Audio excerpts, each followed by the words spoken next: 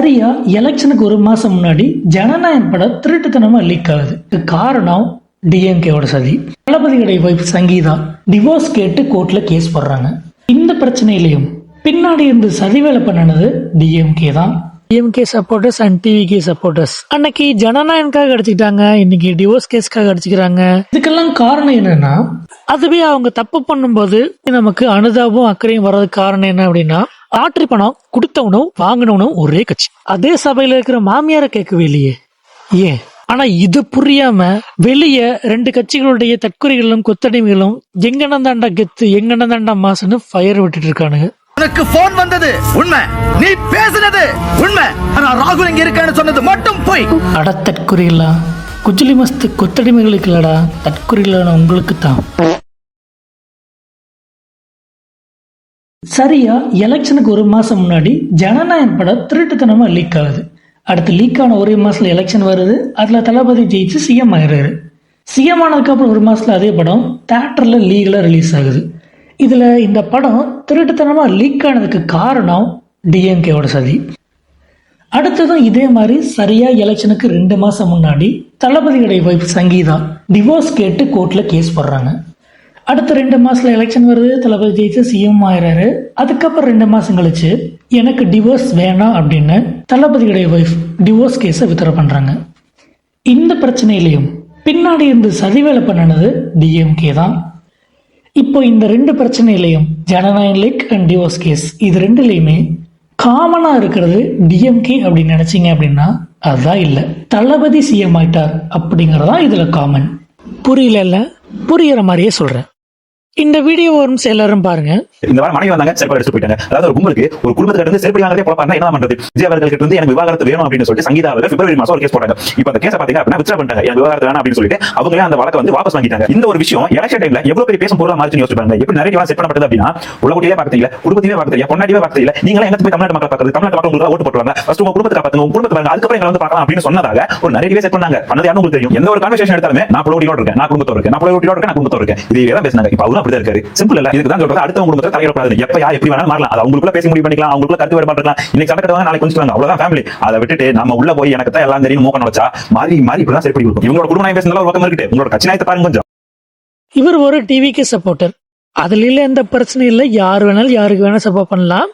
But matter என்ன அப்படின்னா, அவர் பேசும்போது என்ன பேசுறாரு, எப்படி பேசுறாரு அப்படிங்கறத வச்சு அவர் என்ன மாதிரியான மனநிலையில பேசுறாரு அப்படிங்கறது நமக்கு தெளிவா புரியும். இத தப்புன்னு சொல்ல முடியாது. ஏன்னா இதே மென்டாலிட்டியில தான் தமிழ்நாட்டுக்குரிய மற்ற தவைக்கு தொண்டர்களும் இருப்பாங்க. அதே நேரத்துல இவர் மென்ஷன் பண்ணக்கூடிய ஆப்போசிட் டீம் டிஎம்கே சப்போர்ட்டர்ஸ் அவங்களும் என்ன மென்டாலிட்டியில இருப்பாங்க அப்படிங்கறதையும் இவர் பேசுறதே நாம் புரிஞ்சுக்கலாம். இது மாதிரியான மென்டாலிட்டியில எதிர் திசையில் இருக்கக்கூடிய DMK supporters and TVK supporters 2 பேருமே அன்னைக்கு ஜனநாயகனுக்காக அடிச்சுக்கிட்டாங்க, இன்னைக்கு டிவோர்ஸ் கேஸ்க்காக அடிச்சுக்கிறாங்க. இப்படி ஒவ்வொரு பிரச்சனைக்காகவும் இல்ல பிரச்சனையே இல்லைனாலும் மாத்தி மாத்தி அடிச்சுக்கிட்டே தான் இருக்கிறாங்க. இதுக்கெல்லாம் காரணம் என்னன்னா, கண்மூடித்தனமான நம்பிக்கையும் எதிர் தரப்பு மீதான அதீத வெறுப்பும் தான். சரி, இந்த மேட்டர் அப்படியே இருக்கட்டும், கொஞ்ச நேரத்துக்கு இதை நம்ம பாஸ் பண்ணி வச்சிடலாம். இப்போ ஒரு காமனான ஒரு ஹியூமன் சைக்காலஜி மேட்டர் ஒன்று சொல்றேன். ஒரு தெருவில் 2 குடும்பங்கள் எதிர் வீட்டில் இருக்காங்க. 2 வீடுக்குமே ஆகாது, நீண்ட கால பகை இருக்கு. இதை ஈஸியாக புரிஞ்சுக்கிறதுக்காக ஏபி அப்படின்னு பேர் வச்சுப்போம். இப்போ ஏ ஃபேமிலியில் இருக்கிற பையன் திடீர்னு ஒரு நாள் கொலை பண்ணிட்டான் அப்படின்னு சொல்லி ஒரு நியூஸ் ஸ்ப்ரெட் ஆகுது. இது 2 ஃபேமிலிக்குமே தெரிய வருது. இப்போ ஏ ஃபேமிலியில் எப்படி ரியாக்ட் பண்ணுவாங்க, பி ஃபேமிலியில் எப்படி ரியாக்ட் பண்ணுவாங்க? ஃபர்ஸ்ட் பி ஃபேமிலிக்கு இந்த மாதிரி ஏ ஃபேமிலியில் இருக்கிற பையன் கொலை பண்ணிட்டா அப்படின்னு தெரிய வரும்போது எனக்கு அப்பவே தெரியும் இந்த குடும்பம் ஒரு ஆகாவளி குடும்பம். என்னைக்காச்சும் ஒரு நாள் இந்த மாதிரி கொலை பண்ணிட்டு வந்து நிற்பான்னு நினைச்சா அதே மாதிரி வந்து நிற்கிறான். என்ன கேட்ட இந்த பையனை மட்டும் தூக்கி ஜெயில போடக்கூடாது, இந்த குடும்பத்தையே மொத்தமா தூக்கி ஜெயில போடணும், அப்பதான் இந்த நாடு உருப்படும் அப்படின்னு. அவன் கொலையே பண்ணல அப்படின்னா கூட அவன் தான் கொலைகாரன் அப்படின்னு மைண்ட்ல பிக்ஸ் பண்ணிட்டு அவன் குடும்பத்தையே போட்டு திட்டி தீத்துருவாங்க. அந்த குடும்பத்தை நமக்கு பிடிக்காதுதான், ஆனாலும் அந்த பையன் நல்லவன் தான், அப்படியான தப்புக்கள் அவன் பண்ண மாட்டான்னு அவங்க மனசு சொன்னா கூட அவன் தான் கொலைகாரன் அவங்க மைண்ட் பிக்ஸ் பண்ணி அவனுக்கு ஜட்ஜ்மெண்டே கொடுத்துருவாங்க. காரணம், இவங்களுக்கு அந்த ஏ ஃபேமிலி மேல இருக்கக்கூடிய அதிகப்படியான வெறுப்பு, அதிகப்படியான பகை.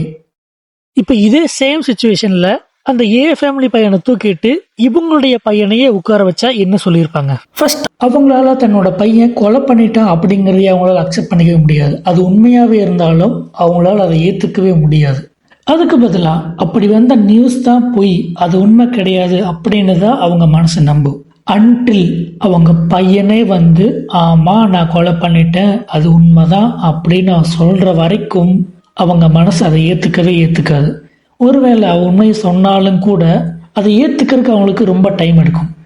சரி, அப்படியே அந்த உண்மையை அவங்க ஏத்துக்கிட்டாலும் இப்படி ஒரு தப்பை பண்ணிட்டானே அப்படின்னு அவன் மேல வெறுப்பு வருமானு கேட்டா கண்டிப்பா வராது. அதுக்கு பதிலா இன்னும் அதிகப்படியான அக்கறையும் அனுதாபமும் தான் வரும்.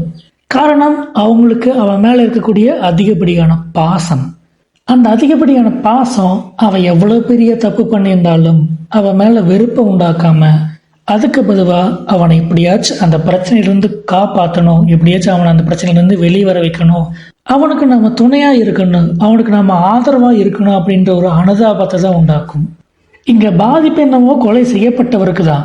ஆனா அந்த கொலை செய்யப்பட்டவர் இந்த குடும்பத்துக்கு யாரோ ஒருத்தர் தானே, யாருன்னே தெரியாத ஒரு நபர். ஆனா அந்த பாதிப்பை ஏற்படுத்தின நபர் இந்த குடும்பத்துக்கு அண்ணனாவோ மகனாவோ தம்பியாவோ மிக முக்கியமான ஒரு நபர்.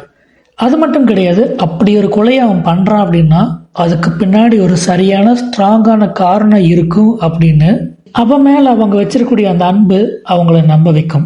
எஸ், இங்க சம்பவம் ஒண்ணுதான், ஆனா அதை செஞ்சது தன்னோட பையன்னா அங்க பாசம் வருது, இதே தனக்கு பிடிக்காதவங்க பையன்னா அங்க வெறுப்பு வருது. இது எல்லாத்துக்கும் பொருந்தும், எல்லாவற்றிற்கும் பொருந்தும். இதுதான் ரியாலிட்டி, இதுதான் ஹியூமனோட நேச்சர். நமக்கு ஒருத்தர் மேல அதிக அன்பும் பாசம் இருக்கு அப்படின்னா அவங்க பாதிக்கப்படும் போது மட்டும் கிடையாது, அவங்க தப்பு பண்ணும் போதும் அவங்க மேல நமக்கு அனுதாபமும் அக்கறையும் தான் வரும். இந்த இடத்துல நியாயமா நமக்கு அவங்க மேல கோபம் தானே வரணும். ஆனா ஏன் அக்கறையும் அனுதாபம் வருது? பொதுவா ஒருத்தர் பாதிக்கப்படும் போது அதனால அவங்க கஷ்டப்படுறாங்க, சிரமப்படுறாங்க, அதனால அவங்க மேல நமக்கு நேச்சுரலாவே அனுதாபமும் அக்கறையும் உண்டாகும். அதுவே அவங்க தப்பு பண்ணும்போது உண்மையிலேயே இந்த இடத்துல நமக்கு கோபம் தான் வருது. பட் அதையும் தாண்டி நமக்கு அனுதாபம் அக்கறையும் வர்றதுக்கு காரணம் என்ன அப்படின்னா, அவங்க தப்பு பண்ணிட்டாங்க, அது முடிஞ்சு போச்சு, அதை பத்தி நீ யோசிச்சு எந்த பிரயோஜனம் இல்லை. ஆனா அவங்க பண்ண அந்த தப்புனால அவங்களுக்கு ஏதாச்சும் பாதிப்பு உண்டாகுமோ, அதனால ஏதாச்சும் பிரச்சனை உண்டாகுமோ அப்படின்ற ஒரு பயம் இருக்கும்.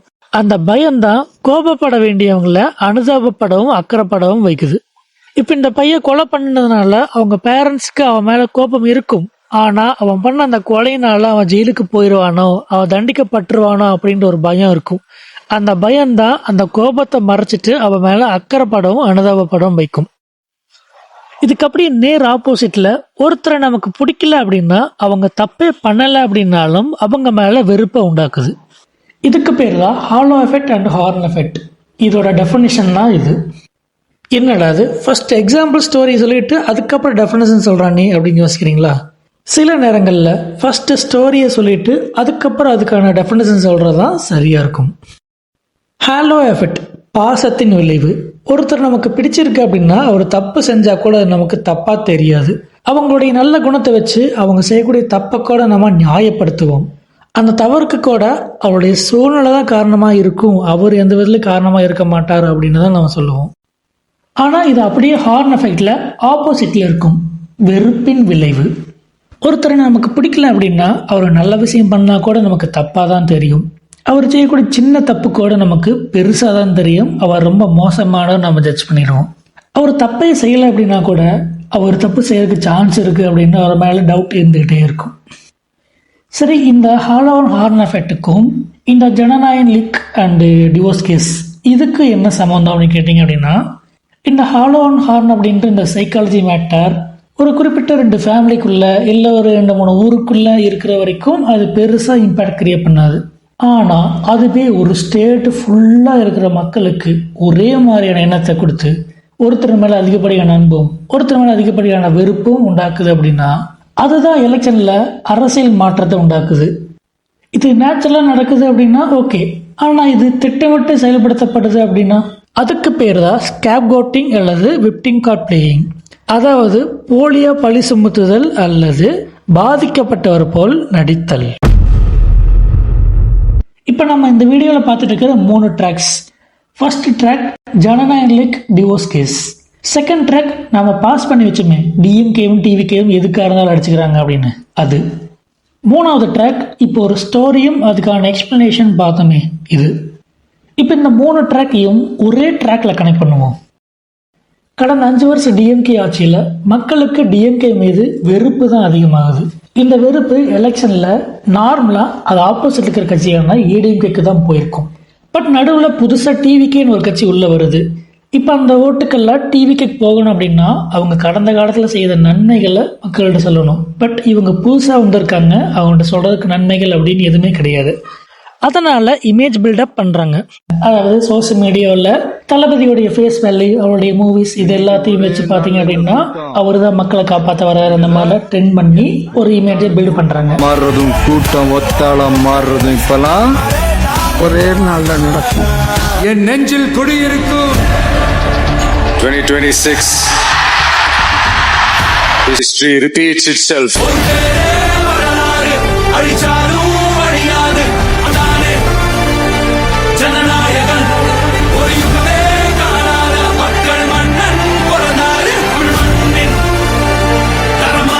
தலைவன்றது வெறும் வார்த்தை இல்ல, ஒரு தலைமுறையோட மொத்த நம்பிக்கை. அப்படி வளர்ற சமயத்துல கருத்துவேற சம்பவம் நடக்குது. இந்த சம்பவத்துக்கு ஃபர்ஸ்ட் ரெஸ்பான்சிபிள் பர்சன் யார் அப்படின்னா டிவிகேவும் தளபதியும் தான். செகண்ட் ரெஸ்பான்சிபிள் பர்சன் தான் போலீஸும் கவர்மெண்ட்டும். இங்க நான் ஒரு விஷயத்தை நான் தெளிவா சொல்லிக்கிறேன். இந்த சம்பவத்தின் குற்றவாளிகள் அப்படின்னு நான் குறிப்பிடல. இந்த சம்பவத்திற்கு ஒரு விதத்தில் காரணமானவர்கள் அப்படின்னு தான் நான் குறிப்பிட்டிருக்கேன். இப்ப நியாயமா எதிர்ப்பு ஃபர்ஸ்ட் டிவிகே மேலதான் போயிருக்கணும், அதுக்கப்புறமா தான் கவர்மெண்ட் மேல, ஆட்சியில இருந்த டிஎம்கே மேல. ஆனா நடந்தது என்னன்னா, டிவிகே மேல எந்த ஒரு எதிர்ப்பும் எந்த ஒரு வெறுப்பும் போகவே இல்லை. அதுக்கு பொதுவா ஆதரவும் அனுதாபமும் தான் அதிகமாச்சு. அதே நேரத்துல மொத்த வெறுப்பும் டிஎம்கே மேலதான் போய் விழுந்தது. இதுக்கு காரணம் என்ன அப்படின்னா, தேர்ட் ட்ராக்ல இருக்கக்கூடிய halo effect and horn effect தான். இப்போ டிவிகே அப்படின்ற கட்சி தமிழ்நாட்டுக்கு புதுசு அப்படின்னாலும் கட்சியின் தலைவரான தளபதி தமிழ்நாட்டுக்கு புதுசு கிடையாது. சினிமா மூலமா தமிழ்நாட்டு மக்களுடைய மனசையும் அன்பையும் வென்றவர். அதனால அவருக்கு ஹாலோ எஃபெக்ட் ஒர்க் ஆயிருக்கு. அதே நேரத்தில் டிஎம்கே அந்த சமயத்துல மக்களுடைய வெறுப்பை சம்பாரிச்சு வச்சிருந்தாங்க. அதனால அவங்களுக்கு ஹார்ன் எஃபெக்ட் தான் வேலை செஞ்சது. இதுதான் அந்த ஏஎன்பி ஃபேமிலி ஸ்டோரி. நமக்கு பிடிச்சவங்களா இருந்தா ஆதரிக்கிறோம், பிடிக்காதவங்களா இருந்தா வெறுக்கிறோம். இதுதான் இங்கேயும் நடந்திருக்கு. இந்த கரூர் சம்பவம் எதிர்பாராம ஆக்சிடென்டெல்லாம் நடந்த சம்பவம் கிடையாது. இன்னொரு விஷயத்தை முன்னதாகவே சொல்லிவிடுகிறேன். திரு விஜய் அவர்கள் மீது பெரிய அளவில் தனிப்பட்ட தாக்குதலை நடத்த திமுக தயாராகி கொண்டிருக்கு. ரொம்ப பர்சனல் அட்டாக் பண்றதுக்கு திமுக ஒரு ஏற்பாடுகளை செய்து கொண்டிருக்கிறார்கள். அது அந்த அளவுக்கு அந்த இழிவான வேலையை அவர்கள் செய்ய மாட்டார்கள் என்று நான் நம்புகிறேன். அதையும் எதிர்கொள்ள விஜய் தயாராக இருக்கு. ஆனா இது ஒரு ஸ்ட்ராட்டஜியா டிவிகேக்கு ஒரு மிகப்பெரிய வளர்ச்சியும் அதிகப்படியான மக்கள் ஆதரவையும் கொடுத்திருக்கு. இந்த சம்பவத்துக்கு அப்புறம் இப்படி ஒரு ஸ்ட்ராட்டஜி இருக்கு, இது நல்ல ரிசல்ட் கொடுக்குது அப்படின்றது டிவிகேக்கு தெரியுமா தெரியாதா? அப்ப ஏன் இவங்க இந்த ஸ்ட்ராட்டஜியை ஜனநாயக லீக்லயும் டிவோர்ஸ் கேஸ்லயும் அப்ளை பண்ணியிருக்க கூடாது? இப்படிதான் பண்ணாங்க அப்படின்னு நான் சொல்ல வரல. இப்படி ஒரு சான்ஸ், ஒரு கோல்டன் ஆப்பர்ச்சுனிட்டி இருக்குது, அதையே அவங்க யூஸ் பண்ணியிருக்க கூடாது அப்படின்னு நான் கேள்வி எழுப்புறேன். சேச்சா, இருக்காது, இவங்கெல்லாம் அப்படிப்பட்டவங்க இல்லையே, ரொம்ப நல்லவங்களாச்சே. அதனால இது எதிர்பாராம நடந்த கோயின்சிடன்ஸாவோ இல்ல எல்லாரும் சொல்ற மாதிரி டிஎம்கேவோட சதியாவோ இருக்கலாம். அதே நேரத்துல டிஎம்கேக்கும் இப்படியான சம்பவங்கள் அடுத்தடுத்து நமக்கு பெரிய அடியை கொடுக்கும், அது டிவிகேக்கு வளர்ச்சியை தான் கொடுக்கும் அப்படிங்கறதும் புரியுமா புரியாதா? அப்படி புரிஞ்சிருந்தா திரும்பவும் இதே மாதிரியான தவறுகள், ஜனநாயகம் லீக் ஆனது, டிவோர்ஸ் கேஸ், இதெல்லாம் அவங்க பண்ணுவாங்களா? ஒருவேளை அவங்களுக்கு இதெல்லாம் புரியாம இருந்தா அப்ப மேபி பண்ணிருக்கலாம். இப்ப இதுல என்னதான் நடந்திருக்குன்னு ஒரே குழப்பமா இருக்குமே. ஆனா இது ஒன்றும் அவ்வளவா குழப்பிக்கிற அளவுக்கு பெரிய விஷயம் இல்ல, சிம்பிளான மேட்டர் தான். இந்த வீடியோ ஒரு நிமிஷம் பாருங்க. ஒரே ஒரு நிமிஷம். மாண்புமிகு உறுப்பினர் லாட்டரிங்கிறாங்க. திரு உதயநிதி அவர்கள் சொல்லணும், ஏன் 900 கோடி ரூபாய் லாட்டரி நிறுவனம் வாங்கினாங்க திமுக? பதில் சொல்லட்டும். பதில் சொல்லுங்க. தைரியம் இருந்தா லாட்டரி நிறுவனம் இருந்து 900 கோடி ரூபாய் திரு மு.க. ஸ்டாலின் அவர்கள் ஏன் வாங்கினார்கள்? தைரியம் இருந்தா சொல்லுங்க. அப்ப சொல்லுங்க.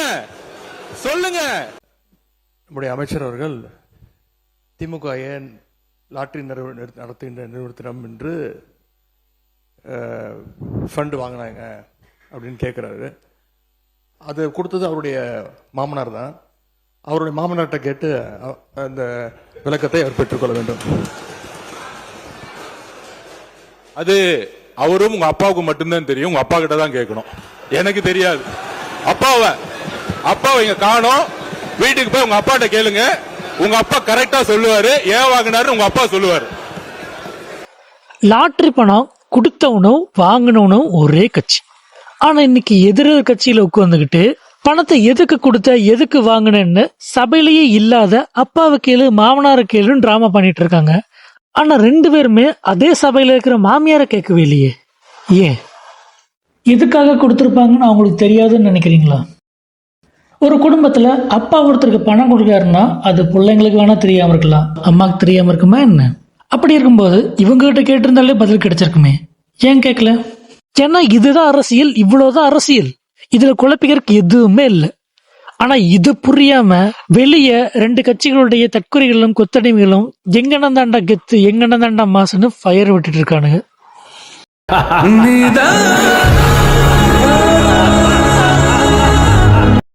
ஃபைனலா நம்மளை சுத்தி நடக்கிற ஒவ்வொரு விஷயத்துக்கும் ஒவ்வொரு சம்பவத்துக்கும் எவிடன்ஸ் இருந்தாதான் அது உண்மை. எவிடன்ஸ் இல்லைன்னா அது பொய்யா இருக்கணும்னு எந்த அவசியம் கிடையாது. பார்க்க முடியறதெல்லாம் உண்மையும் இல்ல, பார்க்க முடியாததெல்லாம் பொய்யும் இல்ல. ஏன்னா எவிடன்ஸ் அப்படின்றது நம்மளால உருவாக்க முடியும் தானே. அதனால உண்மையை பொய்யனும் பொய்ய உண்மையினும் நிரூபிக்க முடியும் தானே.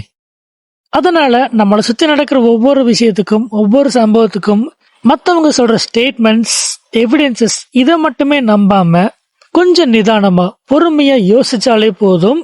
இது ஏன் நடக்குது, எதுக்காக நடக்குது, நம்மளை சுத்தி ஏன் இது நடக்குது அப்படின்றத நம்ம தெளிவா புரிஞ்சுக்க முடியும். உனக்கு போன் வந்தது உண்மை, நீ பேசினது உண்மை. ஆனா ராகுல் இங்க இருக்கான்னு சொன்னது மட்டும் போய். கண்ணுக்கு முன்னாடி தெரியறது எல்லாமே உண்மை இல்ல பேட்டி. இந்த இடத்தை சுத்தி இருக்கிற காத்துல சைத்தானோட சாம்ராஜ்யமே இருக்கு. அல்லாஹ் கொடுக்கிற வெளிச்சத்துல பார்த்தா உண்மை உன் கண்ணுக்கு தெரியும். எல்லாம் புரிஞ்சுதா? அது இந்த வீடியோவுக்கும் பொருந்தும். கடைசியா இந்த வீடியோட எண்டில் இந்த ஒரு டைலாக் தான் எனக்கு ஞாபகம் வந்தது. அது என்னன்னா, இங்க செத்தவனும் கெட்டவ கொன்னவனும் கெட்டவ, இதுக்கு நடுவில் நீ நியாயத்தை காப்பாற்றி என்னைய சாதிக்க போற. இந்த ஒரு டைலாக் தான். இது எந்த படம் ஞாபகம் இல்லை, யாரு பேசினாலும் ஞாபகம் இல்லை, எந்த சீன்ல வரும் ஞாபகம் இல்லை. பட் இந்த ஒரு டைலாக் மட்டும் மைண்ட்ல கிளிக் ஆச்சு. இவ்வளவுதான் மேட்டர். இந்த வீடியோவை கடைசி வரைக்கும் பார்த்தவங்களுக்கு மிக்க நன்றிகள்.